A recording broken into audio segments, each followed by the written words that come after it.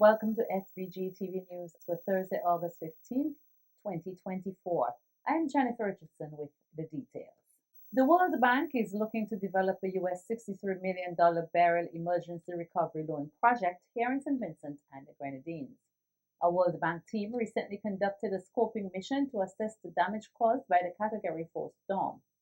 The emergency recovery loan project is aimed at supporting the nation's recovery efforts. During the mission, the team held consultations with several government agencies and ministries to gather comprehensive insights into the disaster's impact and the country's needs, particularly on Union Island, Mairo, Canouan, and Bequia. The World Bank team also met with Prime Minister Dr. Ralph Gonsalves, commenting on the US $63 million World Bank loan project. The Prime Minister explained that funding that has already been used by his government to rebuild post-Hurricane Beryl will be repaid by the World Bank. And what is good about this particular program from the World Bank is that some monies which we are spending now, we can be reimbursed, but up to 40% of what the total loan package is of 63 million.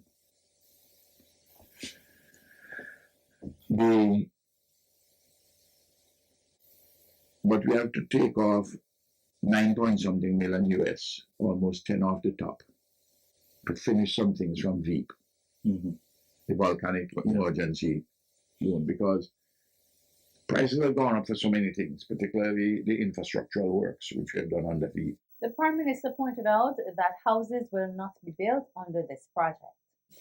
It has many different components: budget support, infrastructure, but we're not using that money from the World Bank for housing, because the World Bank is very bad at doing housing on time.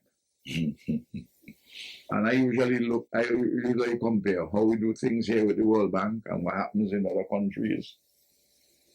World Bank can still be not good at housing.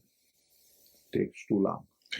A major component of the Beryl Emergency Recovery Loan will ensure that the funds are allocated effectively to support the rehabilitation of critical infrastructure and the enhancement of disaster resilience across St. Vincent and the Grenadines. The visiting psychosocial support team from the Caribbean is standing in solidarity with SVG as the country recovers from the devastation caused by Hurricane Beryl. The team, which comprises of members of the literacy groups out of Barbados, Bahamas, Grenada, and Trinidad and Tobago, have been visiting shelters and offering psychosocial support through literacy. They said they understand the country's vulnerabilities. I say to you this morning, what you're going through, we are still experiencing the ravages of Dorian. We are still in recovery mode, and so I know it's not easy, but there's always a light at the end of the tunnel. So keep the faith. Things will not always be like this. If we are planning psychosocial support for persons, we have to plan psychosocial support for everyone. It is very important. Persons cannot give what they don't have. And we need to take time for persons to stop, to think, and to recover. That is very important. I have been very happy to go around to the shelters and to interact with the children and to see the other people interact with the children. And I look forward to learning even more from them. Two team members from Grenada also pointed to the destruction caused by Hurricane Beryl on the Sister Isle. Here, and to assist in whatever way I can for the people of St. Vincent. And in return, I know that sometime in the not too distant future, that same group called Sitka will be coming to Carriacou and the PT Martinique and offering the same support. So this is just the springboard. So I am happy to serve. When children will say to you that, Miss, when part of my house went, I had to hide in a cupboard. When debris was flying here, there, and everywhere, I had to put a cloth over my eyes to save my eyes and to not see what is happening.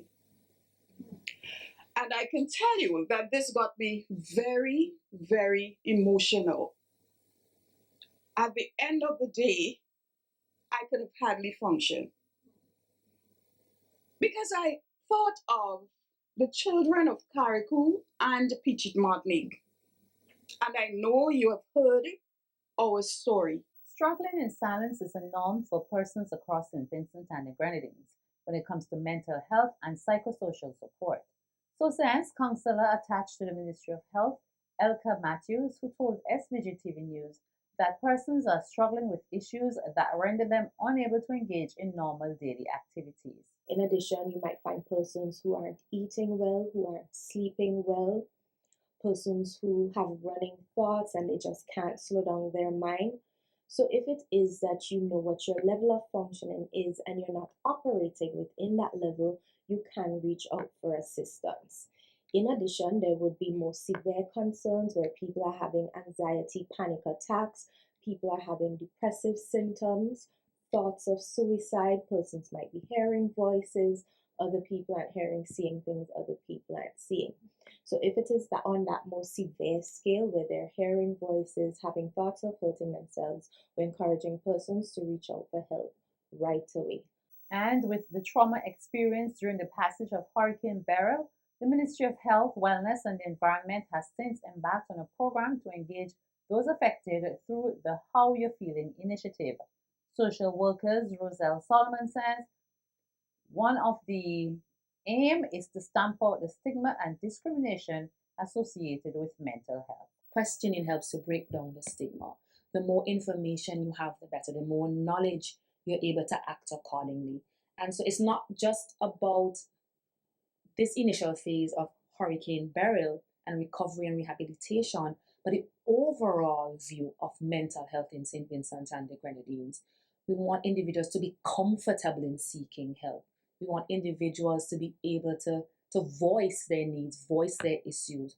So as we're reaching out, yes, definitely, to capture individuals who we may not have captured in the shelters, who may now, via tonight's episode, understanding signs and symptoms, they're able to present themselves at our how you're feeling, activity to say, hey, I saw you guys on television.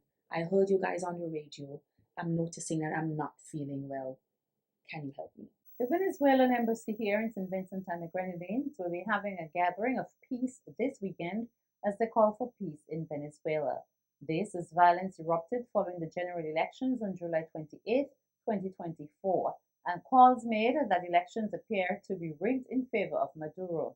Ambassador of Venezuela to SVG, Francisco Perez, reiterates that elections were free and fair, noting that the gathering of peace planned on in SVG is an initiative of the Solidarity Group of St. Vincent and the Grenadines and other groups. And the idea is to have this gathering to support the people of Venezuela, to support the Bolivarian Revolution, also to support and to ask for peace and against the fascism that the far right intend to establish in our country. The ambassador said other peaceful gatherings are being held across the Caribbean.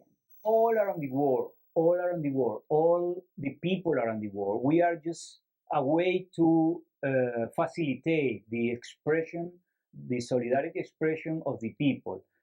But in each country where Venezuelan embassy is, you will have people supporting and expressing the support of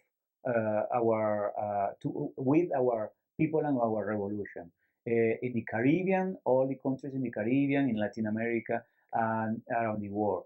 It should be Saturday, or it's going to be on Saturday 17 at 11 o'clock outside the Venezuelan Institute of Culture and Cooperation, Hugo Chavez Fria, that is in Murray Road, there, very near diagonal of the Girl High School. Ambassador Perez noted that there is no violence in Venezuela at the moment and hopes that it remains peaceful. That happened just on Monday after the election and today after. The government took the control with the forces, of course, because how you pretend to stop violence. I mean, if a country, if the people of a country want to do a gathering, a peaceful gathering, or rally, or concentration, or anything, but in peaceful way, those government of each country allow them to do it.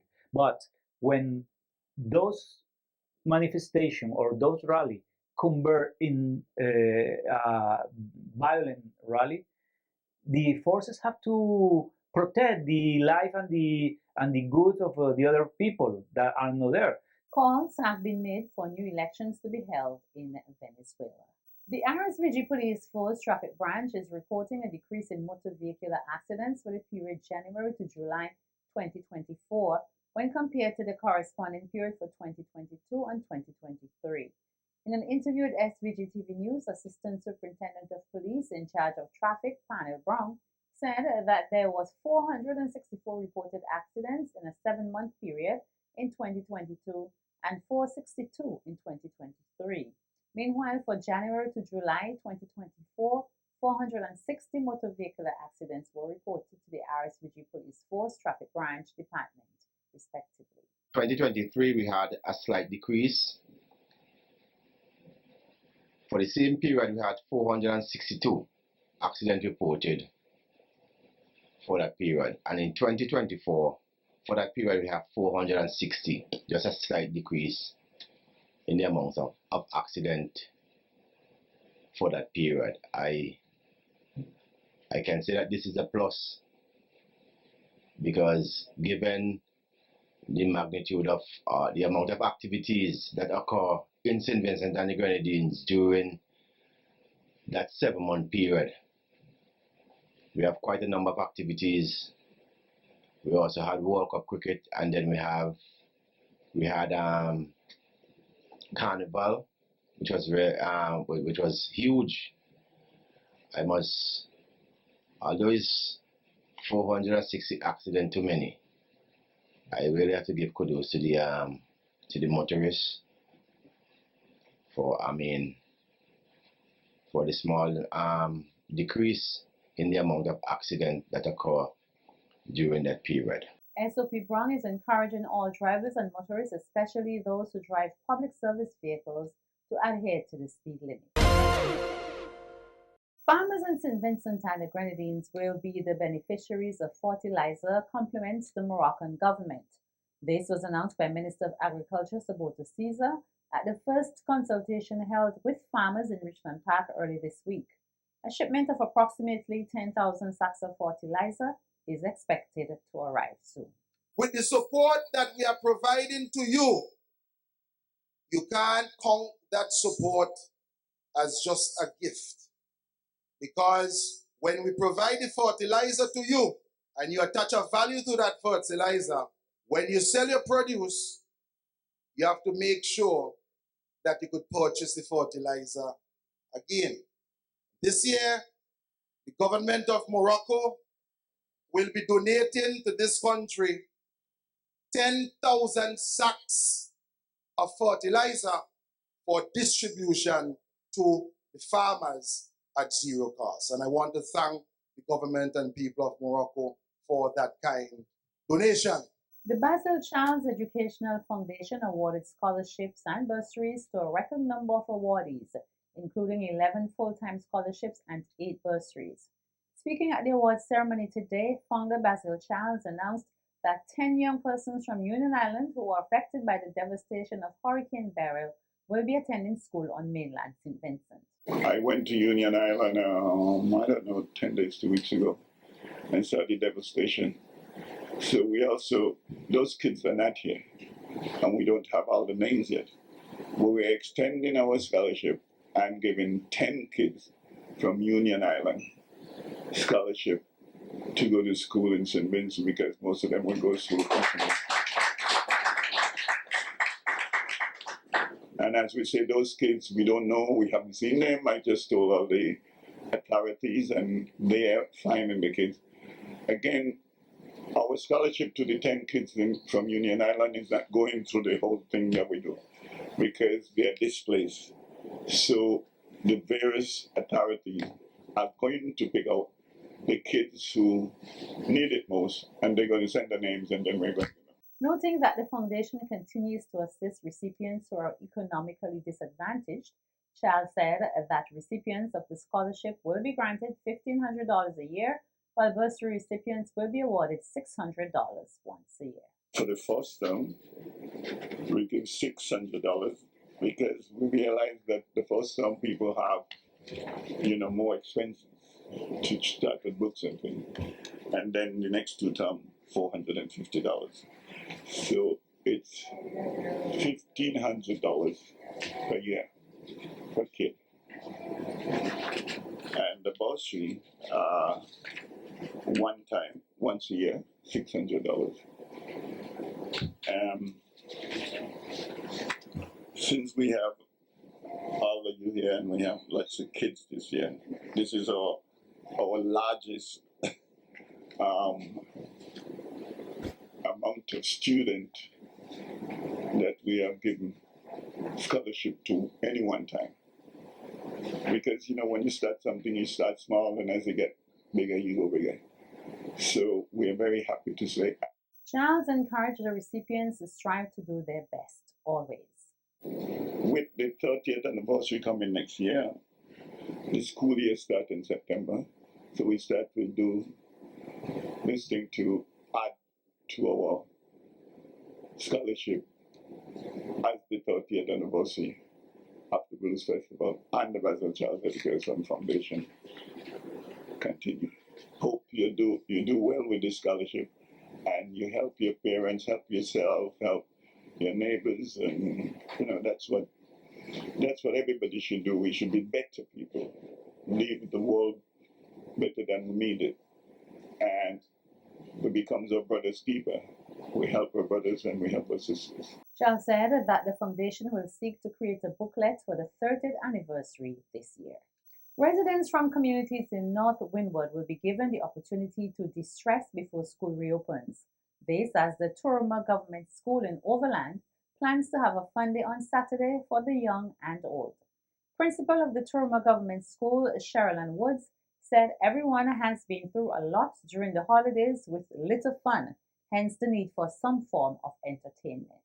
We realize that our children, they have been out of school, they have been affected by even the storm Beryl. We have some of the children in the area who lived on Union Island, and now they're back with their grandparents and relatives in Overland. So we want this to be a time where they can be entertained in a very intentional way, because pleasure does not happen if you're not intentional about it. So we want them to be very happy, and it's the first time we're having this fun day to have the children and the parents being very interactive, get away from all the screen time. We're going to be having traditional games, ring games, hopscotch, you name it, just the traditional games, and they are going to be hearing music, and they're going to be participating in it as well. Meanwhile, the fun day will see the launch of a band which comprises 8 youths from the community. The band is headed by the music teacher of the Sandy Bay Secondary School, St. Clair Lewis. In the group, if you're not here, and we have been playing at different gigs, different functions, government functions, but we haven't been together, pulled together. All right, and we thank Mrs. Woods there for seeing the need for us to really glue ourselves together and do this. All right, she's the one who spearheaded this happening. So we are proud of her and glad that she sees that these kids have talent and want to give them the exposure. Here is a snippet from the band's vocalist Xavian Hoyt. I go show my backside. Some of them see me as a big pushover. Let me feel that and think I'm gonna kill over.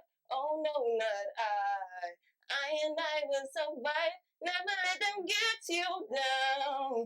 Never let them see you frown. Never let them take away your liberty. Live your life and be free. Never let them get you